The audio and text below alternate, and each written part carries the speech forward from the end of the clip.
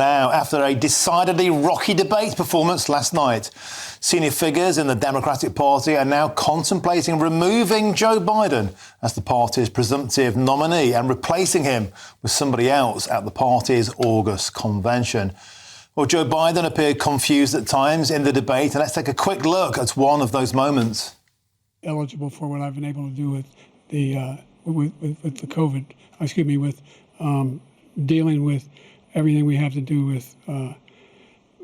Look, if we finally beat Medicare.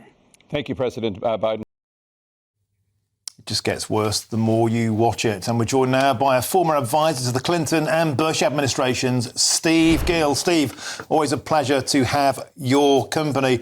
An astonishingly bad night by anybody's reckoning, even CNN, a very pro-Biden poll, their own poll afterwards said 67% believe Trump won. Another poll in the Daily Mail, 68% don't think Biden should stand, including 41% of people who voted for the guy in 2020. Steve, you've spoken into the ears of presidents past and present.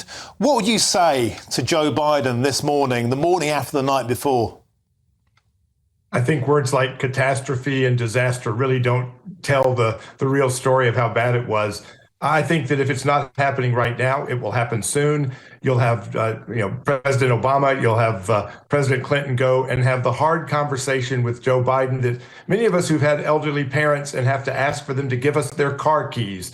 It's not a pleasant conversation, but it's time for Joe to give up the car keys, whether it's as the nominee or whether it's as president. To me, beyond the political implications of the horrific performance, is that this man is president of the United States, that he is the leader of the free world. He has his finger on the nuclear button. He is incapable of doing the job, and they need to remove him from the position of power, not just the political prospects. And Steve, what's happening right now is that donors, major donors, are getting itchy feet. They're thinking, what's the point putting our money behind this man? Mark Buell has just said, do we have time to put somebody else out there? One advisor to the Democratic Party has just said to Politico, our only hopes is that he either bows out, so we have a brokered convention, or he dies. Is it really as bad as that? I think it is. And the problem is that the logistics of removing him as president, they can invoke the 25th Amendment. They can say he's mentally incompetent, and that makes Kamala Harris president. How is she then not the Democrat nominee for president? If they have a brokered convention, are they going to throw the black woman out and think that they're going to keep their black base? The logistics of doing this and the timeline of making any change is so narrow. Now, you have the Biden team today saying he is not going anywhere, he is staying in, and he's looking forward to the September debate. But that's usually what people say just before they bow out. Now, Steve, a lot of people have been asking questions for a long time about Joe Biden's mental wherewithal. They were shot down as ageist or right-wing or conspiracy theorists, but this wasn't a great surprise to those of us who've been watching this closely. Why do you think it is, though, Steve Gill, that there seems to be a peculiar type of blindness about this within the Democratic organisation itself? Is it because they're so anti-Donald Trump, they're so determined to stand by their man no matter what the costs, they may have put the entire party and the country in peril? You know, I think part of it is just the Trump derangement syndrome. They hate Donald Trump more than they love America. I think the other is those in the inner circle that have power don't want to lose power. And frankly, they see the real Joe Biden. The 16 people who were preparing him, they knew what was coming. They've seen what was coming for months while they've said behind the scenes, he's sharp as a knife. He's not as sharp as those rounded scissors kindergartners use.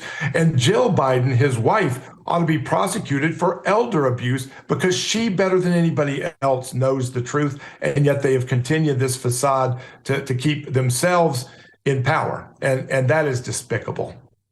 Now, Steve, there was a particularly haunting moment last night at the very, very end of the debate when the First Lady was helping Joe Biden off the stage. And can't we just all agree, this isn't funny anymore. This isn't something that's worthy of even mocking. It looks really, really unfair. It looks like a person, to many, many people, Steve Gill, that he shouldn't be put out there like this. It almost looks cruel. Yeah, and I think that some are pushing back at Trump, saying, he was too mean to this doddering old man. Keep in mind that his own Justice Department has decided not to prosecute him because he's incompetent to be able to stand trial, but he's still president of the United States. I think it is cruel that his inner circle is keeping him in a position that is destroying any remaining integrity or credibility that he might have, just as they try to hold on to power. And yet you see this guy, you see him being helped off the stage, can barely walk, can barely talk. And yet we're to believe, as he claimed last night, he has a 6 handicap in golf. This guy can't walk upstairs, much less up a golf course. Now, Steve Gill, briefly, if we could, Gavin Newsom, the governor of California, is being tipped as the most likely candidate to succeed Biden if that happens. But here's a man not without his own problems. Only 44% of Californians like him, and he's left the state $38 billion in debt. And when we talk about personal attacks on Trump, keep in mind that Gavin Newsom slept with his campaign manager's wife, had to go in rehab for drugs. There's a whole sordid story there. Again, the logistics of how you move Kamala aside, how you move him in, how you do it in a very quick way.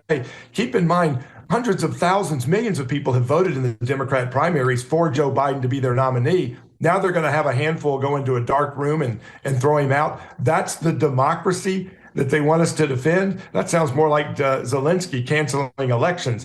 This is not democracy at work, and Americans ought to be appalled.